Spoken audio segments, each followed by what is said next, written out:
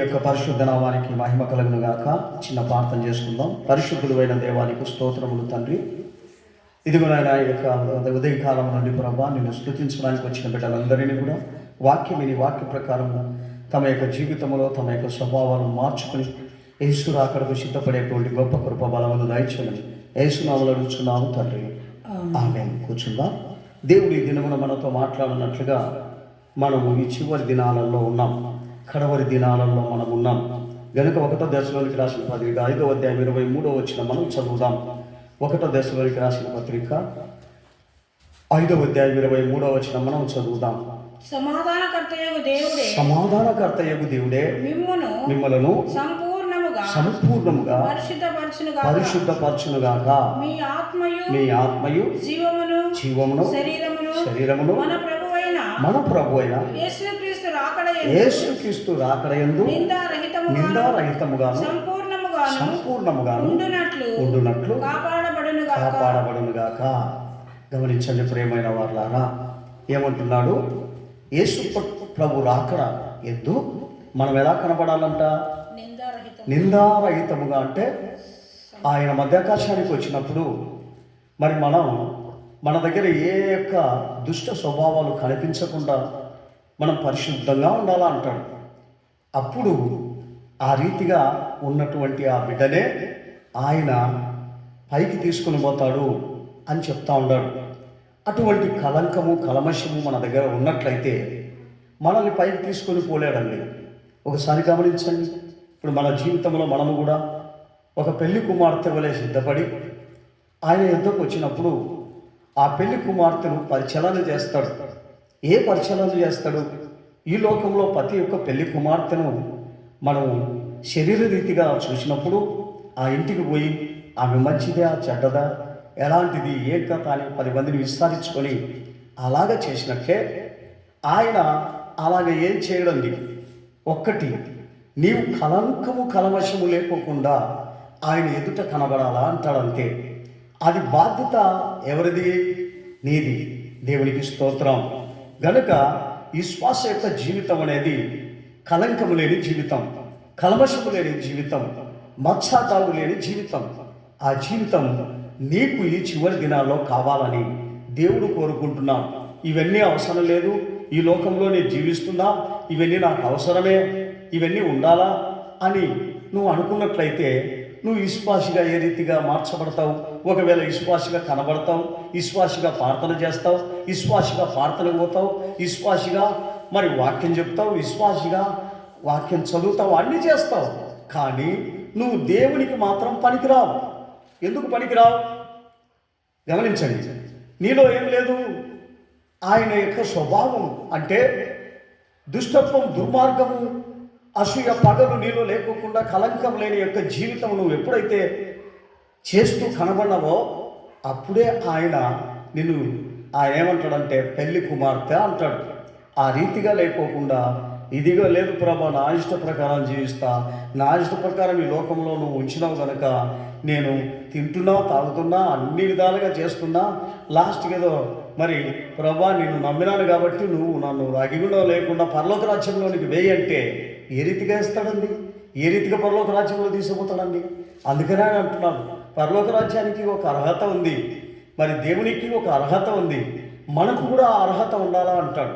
ఈ స్వభావాలను లేకుండా చేసుకోవడమే నువ్వు దేవుని యొక్క అర్హతలో ఉండాలని దేవుడు హెచ్చరిస్తున్నాడు. ఈ స్వభావాలు అన్నీ నీ దగ్గర ఉండి మరి నేను దేవుని నమ్మినానంటే ఎంత అది దౌర్భాగ్య స్థితి. మనం ఒకసారి ఆలోచన చేయాలి. అందుకని 1 కొరింథీయులకు రాసిన పత్రిక 5వ అధ్యాయం 10 నుండి 12 వరకు మనం చూసినప్పుడు అక్కడ ఆయన అంటున్నాడు, 10 నుండి 12 వరకు మనం చూసినప్పుడు ఈ లోకంలో మనం ఏం చేయాలా? జ్ఞానం అనుకుంటున్నాం. మనం ఏమనుకుంటాం? మనల్నే మనం జ్ఞానం, మనం పెద్ద, మనము దేవుని కంటే అన్ని గొప్ప వాళ్ళమని చెప్పేసి మనం అనుకుంటున్నాం. కానీ మనం ఈ లోకంలో ఉన్నటువంటి వాళ్ళం దేవుని పిల్లలుగా ఉండాలి. కానీ చదవమ్మా 5వ అధ్యాయము 10 నుండి 12 వరకు 1 కొరింథీ.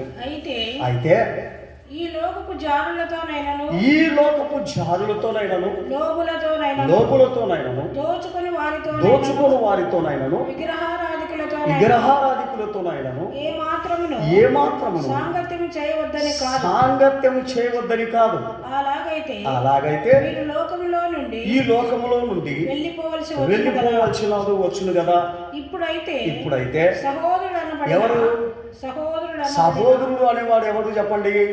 బాప్తిసం తీసుకున్నాడు, ప్రార్థన పోతున్నాడు, వారం ప్రార్థన పోతున్నాడు, వారం ఉపవాసం ఉంటున్నాడు, అన్ని చేస్తున్న సహోదరుడు అనబడిన వాడు చారుడు గాని లోబి గాని విగ్రహారాధికుడు గాని తిట్టుబోతు గాని తాగుబోతు గాని దోచుకునేవాడు గాని అయి ఉన్న ఎడల అట్టి వానితో సాంగత్యము చేయకూడదు అంటున్నాడు. వాడి దగ్గర భుజింపను కూడదు అంటున్నాడు. చెప్పండి ప్రియమైన వారులారా, మరి ఈ గుణాలు మనకు ఉన్నాయా? మరి ఒక్కసారి మనము దేవుని నమ్మినాం అంటున్నాం, దేవుని పిల్లలము అంటున్నాం, అన్నీ చేస్తున్నాం, కానీ ఈ గుణాలు ఉన్నాయా? ఇటువంటి యొక్క గుణగణాలు ఎప్పుడైతే మనలో ఉంటే, ఏదో ప్రార్థన పోయినప్పుడు దేవుని ముక్కుతాం, ప్రార్థన చేసినప్పుడు దేవునికి మర్యాద ఇస్తాం, మందిరంలో మర్యాద ఇస్తాం, యాజకునికి మర్యాద ఇస్తాం, బయట ఇవన్నీ ఇవ్వాల్సిన అవసరం లే, ఇవన్నీ చేద్దాం అనేది భక్తి అంటారా? ఇవన్నీ చేసేది దేవుని యొక్క నీతి అంటారా? ఇవన్నీ చేసేది దేవుని యొక్క పిల్లలు అంటారా? వీళ్ళు చేసేటువంటి వాళ్ళు దేవుని పిల్లలు ఎట్లయితారు? ఒకసారి ఆలోచన చేయండి. ఇటువంటి యొక్క గుణగణాలు ఉన్న వాళ్ళు దేవుని పిల్లలు కాదు. మళ్ళీ ఒకసారి ఆ వాక్యం చదవమ్మా. ఒకటి, ఇటువంటి యొక్క స్వభావం ఉన్న వాళ్ళు దేవుని రాజ్యానికి వారసులా? కానీ వారసులు అని చెప్పుకుంటూ ఉంటారు అన్నమాట. ఏంటికి? ఎవడో వాడు ఇచ్చిన బాప్తిసమును చూసి మురిసిపోతూ ఉంటారు. బాప్తిసములో నువ్వు పరలోక రాజ్యానికి వెళ్తావా? నువ్వు వెళ్ళాలంటే ఏమిట్లో నీ స్వభావం మార్చుకుంటేనే వెళ్ళేది. చదువు, మరి ఒకసారి చదువు.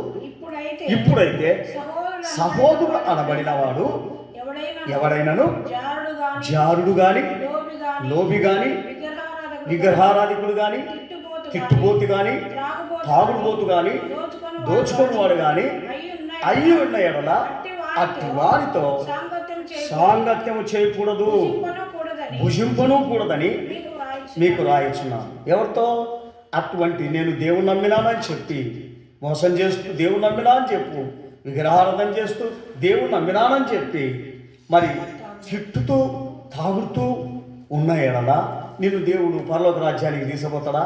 ఈరోజు అనేక మంది ఏంటంటే పండుగలు వచ్చేలా చాలా పెద్ద మనుషులు అందరూ కలిసి తింటూ తాగుతున్నారన్నమాట. మందిరంలోనే ఇచ్చినటువంటి యొక్క సందం తాగి తిని ఈ రీతిగా చేస్తూ మేము దేవునికి సేవ చేస్తున్నాము, మేము పండగ చేస్తున్నాము అని ఎంత మూర్ఖంగా అనుకుంటున్నారో ఒకసారి ఆలోచన చేయండి ప్రియమైన వాళ్ళారా. వీళ్ళందరినీ దేవుని రాజ్యానికి పోతాడా? తీసుకుపోతాడా? కానీ వీళ్ళు అనుకుంటున్నారు మేమందరం దేవుని రాజ్యానికి పోతాం. ఎందుకు? వారితో సందాలు ఇప్పించుకొని మేము బాగా పండగ చేస్తాంలే, మేము తింటున్నాం, తాగుతున్నాం, ఏంటంటే డ్యాన్సులు వేపిస్తున్నాము, చర్చిలో అందరినీ వనకూరుస్తున్నాం. ఇది భక్త్యా? ఇది దేవునికి ఇష్టమా? ఇది తెలియకోకుండా ఈరోజు ఏం చేస్తున్నారంటే భక్తి అంటే ఏదో అందరికీ చూపించేది అనుకుంటున్నారు. కానీ దేవుడు అంటున్నాడు అందరికీ చూపించేది ఏదో తెలుసా? ఇదిగో నీతిని, యథార్థతను, పరిశుద్ధతను, న్యాయమును, మరి ఇటువంటిది మీరు చూపించండి అంటున్నాడు. మనం ఏది చూపిస్తున్నాం చెప్పండి? చర్చిలలో డ్యాన్సులు వేపించేది, చర్చిలలో తినడము, తాగడం, ఇటువంటివి మనము చేస్తూ దేవునికి విరుద్ధమైన కార్యాలు చేస్తున్నాం. ఇది మానవునికి ఇదే భక్తి అనుకుంటున్నాడు, ఇదే మనల్ని పరలోక రాజ్యానికి తీసుకుపోతుంది అని ఎంత మూర్ఖంగా అనుకుంటున్నాడో మనుషులు ఒకసారి ఆలోచన చేయండి. ఆ పండుగలో ఇష్టమా దేవునికి? ఏది ఆయనకు ఇష్టం? నీలో నీతి వెలిగేదే ఆయనకి ఇష్టం. అదే పండగ, అదే మంచి యొక్క ఆయనకి ఇష్టం. అదే చెప్తాడు మత్తయి సువార్త 24వ అధ్యాయము 48 నుండి 51 వరకు చదువుతాం.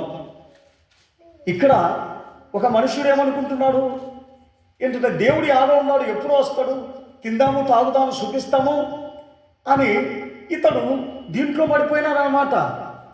చదవమ్మా. అయితే దుష్టుడైన ఒక దాసుడు నా యజమానుడు ఆలస్యం చేస్తా ఉన్నాడు, కానీ తన మనసులో అనుకొని తన తోటి దాసులను కొట్ట మొదలు పెట్టాడు.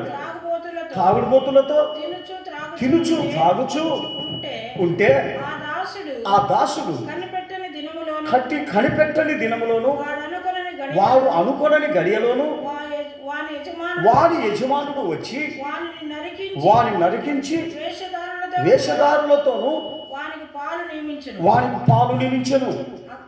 అక్కడ ఏడుపును పండ్లు కొరుకుటయు ఉండును. గమనించండి ప్రియమైన వారులారా, భక్తి అంటే అది అనుకుంటున్నాడు, తినేది తాగేది పండగ చేసేది అనుకుంటున్నాడు.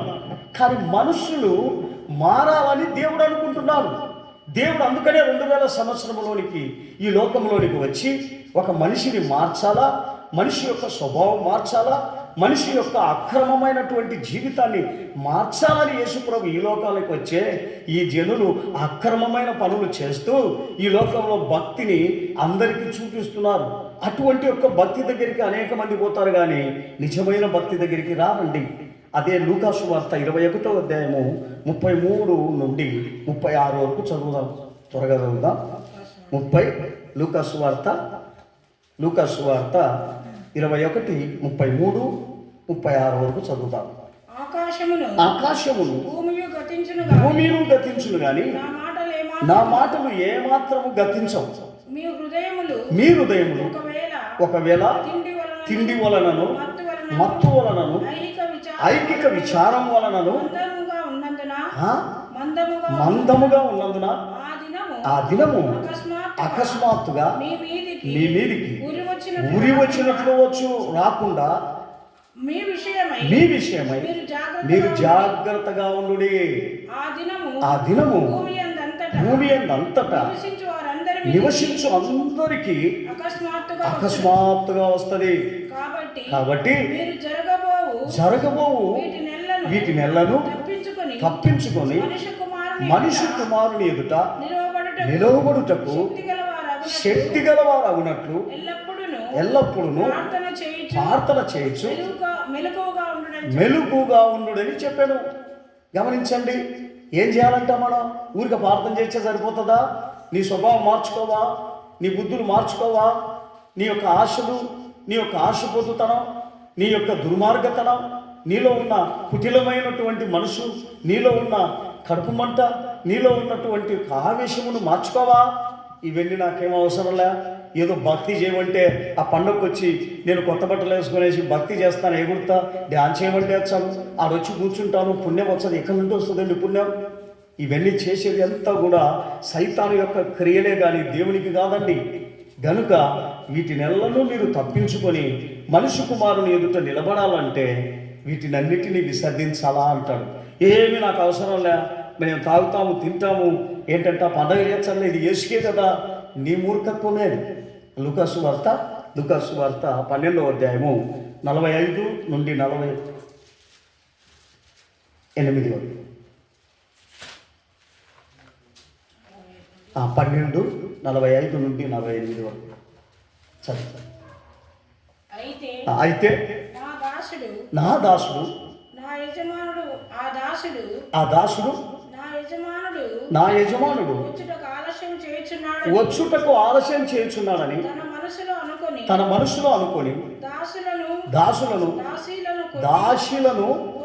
కొట్టి తిని తాగి మత్తుగా ఉండసాగితే వాడు కనిపెట్టని దినములలో ఎరుగని గడియలో ఆ దాసుని యజమానుడు వచ్చి వాని నరికించి అపనమ్మకస్తులతో వాడికి పాలు నియమించును. గమనించండి ప్రియమైన వాళ్ళారా, ఈరోజు నేను అపనమ్మకస్తం ఉందా? దేవుడు ఉన్నాడు, కానీ చేస్తాడనే నమ్మకం లేదు, అపనమ్మకం. కారణం దానిలో వెళ్ళాం. ఈ కార్యములు దేవుడు చేస్తాడు, ఈ కార్యములు నెరవేరుస్తాడనే నమ్మకమే లేదండి. కారణం ఏంటి?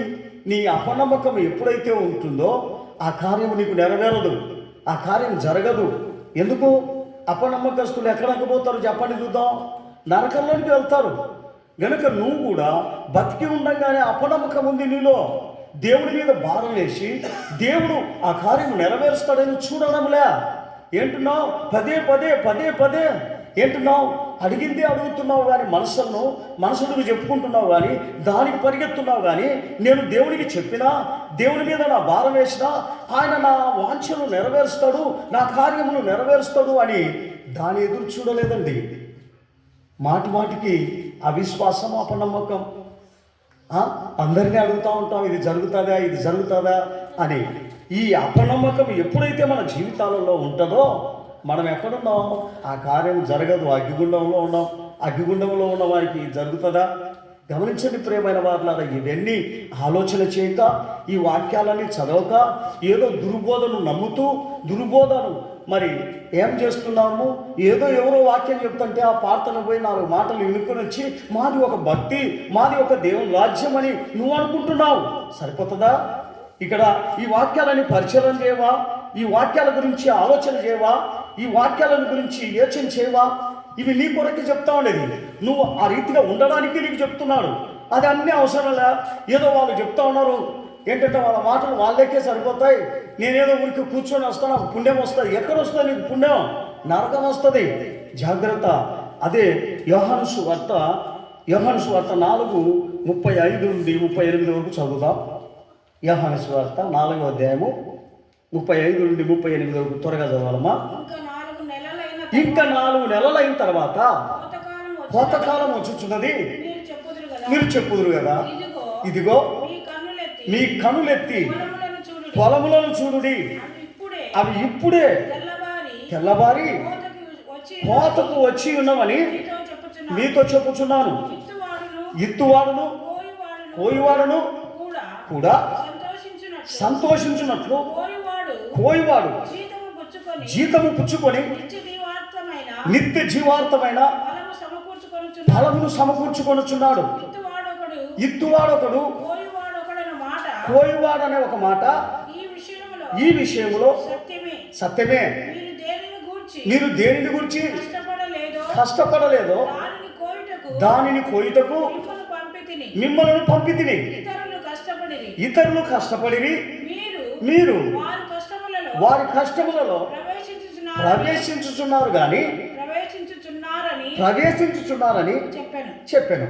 గమనించండి ప్రియమైన వారులారా, ఏమంటున్నాడు? ఈ పాస్టర్లంతా ఎవరి కష్టములో వాళ్ళు తింటూ పొట్టలు పెంచుకుంటా ఉన్నారు. కారణం చెప్పండి. వీళ్ళు సత్యాన్ని ప్రకటించడం లేదు, సత్యాన్ని వాళ్ళకు తెలియపరచలేదు. ఏంటంటే భక్తి అంటే ఏదో దేవుని సన్నిధానానికి వచ్చి పోయేదే అనుకుంటున్నారు. కానీ వాళ్ళు నీతిగా నడుచుకోవాలా? వాళ్ళు ఇటువంటి యొక్క అది సునుకుతారు. ఇది నీతిగా దినమున మన అందరం కూడా ఏమనుకుంటున్నాం? భక్తి అంటే ఏంది అనుకుంటున్నారు? భక్తి అంటే దేవుని యొక్క మందిరానికి పోయి ప్రార్థన చేసేది భక్త్యా? మరి మనం ఈ క్రియలన్నిటినీ వద్దు అనుకోవద్దా? దేవుడు అంటున్నాడు, ఈ పైపైన క్రియలన్నిటినీ తొలగించమంటున్నాడు.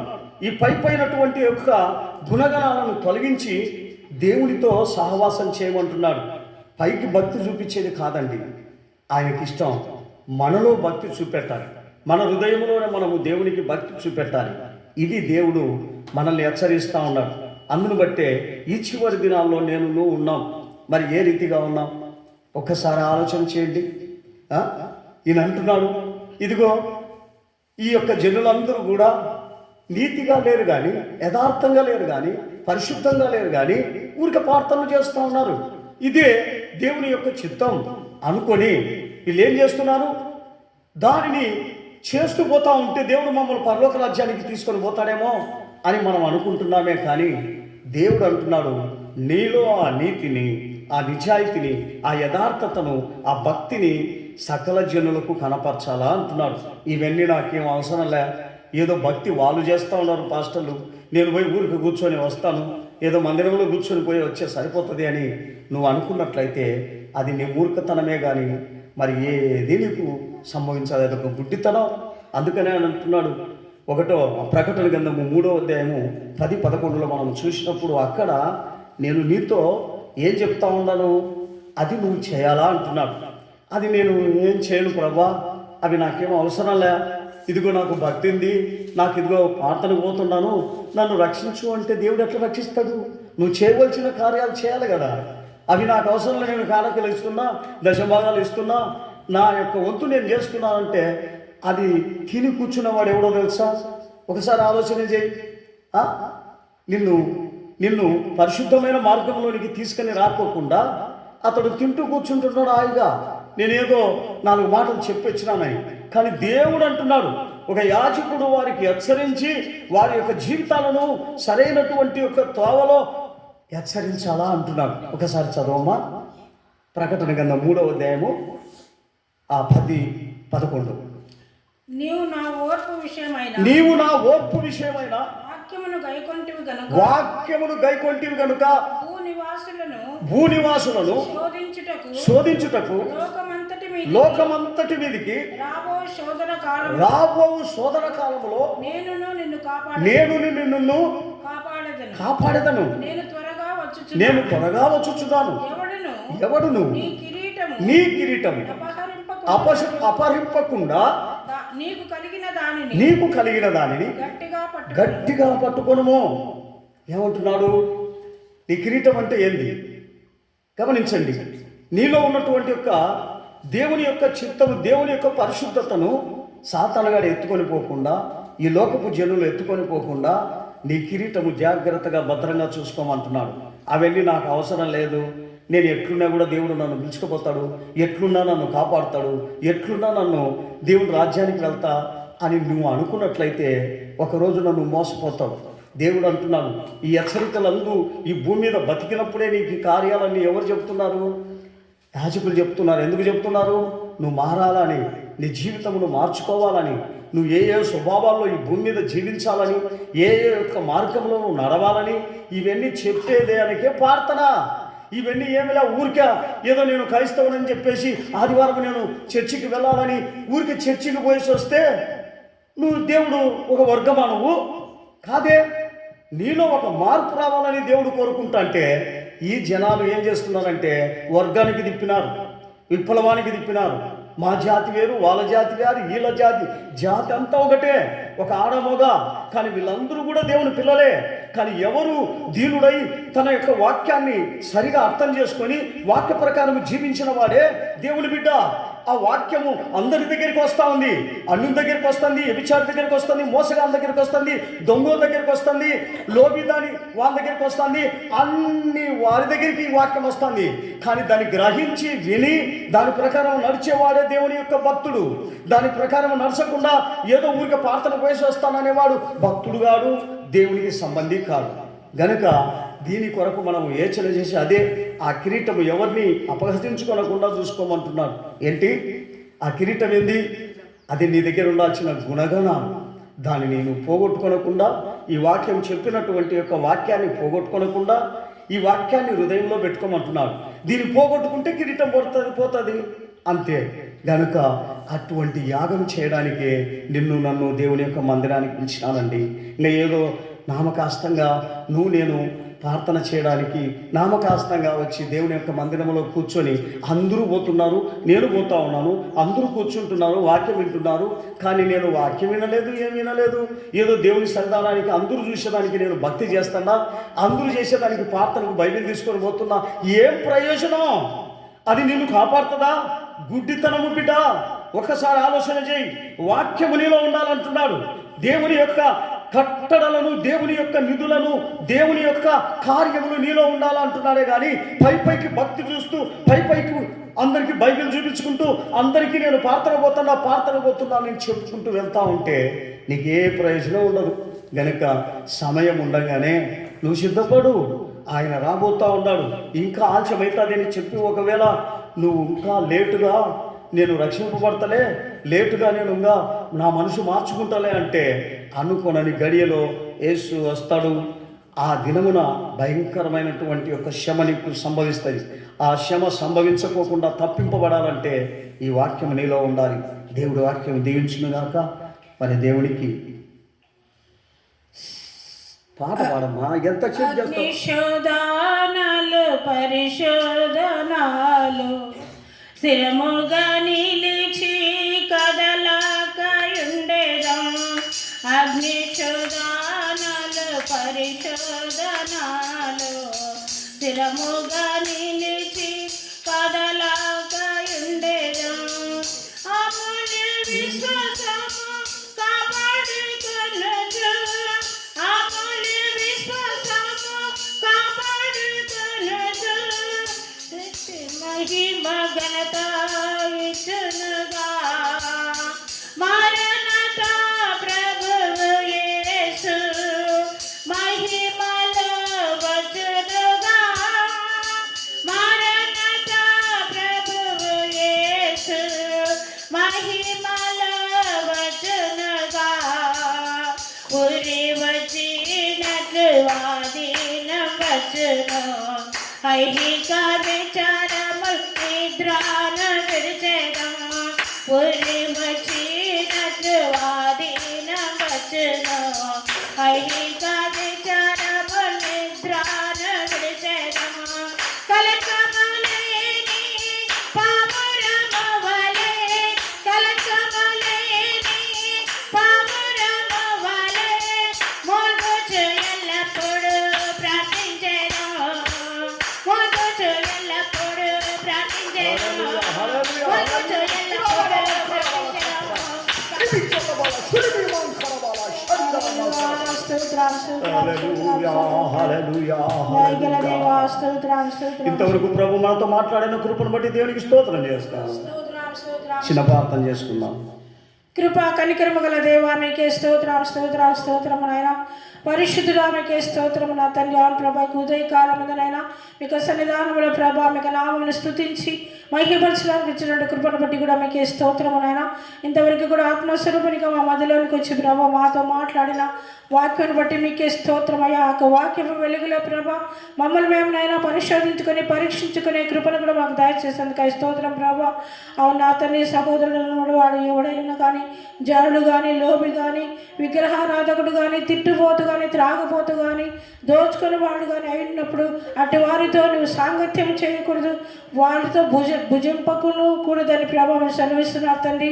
అవును నాయన ప్రభా, మీకు లోకంలో నా తండ్రి మాతో కూడా ఉన్న వారిలో నైనా ఇక గుణములన్నీ గలవారు ఉన్నారు, కానీ ప్రభా మేము వారితో సాంగత్యం చేయించున్నాం కాబట్టి నైనా మాతో మీరు మాట్లాడినారు ప్రభా. ఇక నుంచి ప్రభా మేము అటు వారితో మేము సాంగత్యం చేయకుండా నైనా పరిశుద్ధ గలవారు ఎల్లప్పుడూ కూడా జీవించే కృపను మాకు దయచేయమని కూడా వేడుకొంచున్నాము నాదా. స్తోత్రము నా తండ్రి. వచ్చిన బిడ్డలందరి కొరకు స్తోత్రము నాయన. ఒక్కొక్కరి పేరు పేరును ఆశీర్వదించండి, బలపరచండి ప్రభా. విన్న వాక్యానుసారంగా ప్రతి ఒక్కరు నడుచుకోవడానికి సహాయం చేయండి నా తండ్రి. అవును ప్రభా నైనా సంఘమును ఆశీర్వదించండి, దీవించండి ప్రభా. అనేక ఆత్మలు రక్షణ పొందడానికి కూడా సహాయం చేయండి అయినా. మీ త్వరగా రాబోతున్నారు తండ్రి. ఆ యొక్క సమయంలో ప్రభా యొక్క గడియను ప్రభా మేము కనిపెట్టుకొని మెలకుగా ఉండి ప్రార్థించే ఆత్మను మాకందరికీ దయచేసినైనా మీకు రాకడంలో ప్రభా మేమందరం కూడా నా తను ఎత్తబడే కృపను కూడా మాకు దయచేయమని మా ప్రభుని మా రక్షకుడైన నాజరుడైన యేసుక్రీస్తు పరిశుద్ధ నామములో అడిగి వేడుకుంటున్నాము తండ్రి. ఆమేన్. స్తోత్రం స్తోత్రం స్తోత్రం స్తోత్రం స్తోత్రం స్తోత్రం. నా ప్రాణమా యెహోవా నా అంతరంగ సమస్తమైన పరిశుద్ధ నామమును నా ప్రాణమా యెహోవాను ఆయన చేసిన ప్రారంభంలో అందరూ దేవునికి స్తోత్రం చేస్తాం. హల్లెలూయా, హల్లెలూయా, హల్లెలూయా. అందరికీ స్తోత్రం. పై ఇస్తామా.